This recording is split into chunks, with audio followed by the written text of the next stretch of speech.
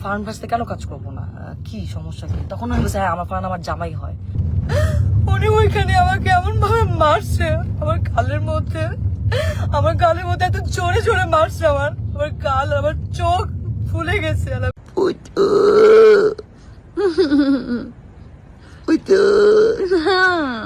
আসছে চলে আসছে, বলবে না।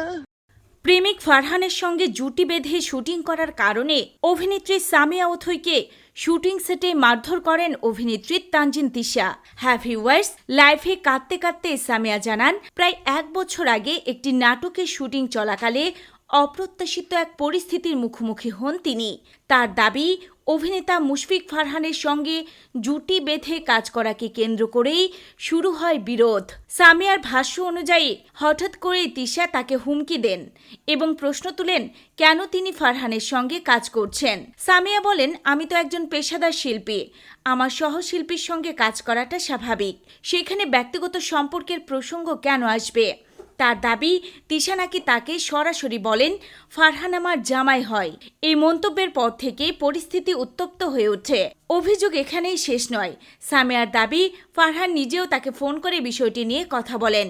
এরপর থেকেই সেটের পরিবেশ অস্বস্তিকর হয়ে ওঠে এবং এক পর্যায়ে প্রকাশ্যে তাকে অপমান ও শারীরিকভাবে হেনস্থা করা হয় বলে অভিযোগ করেন তিনি। এই ঘটনার পর সামাজিক যোগাযোগ মাধ্যমে শুরু হয়েছে তুমুল আলোচনা সমালোচনা।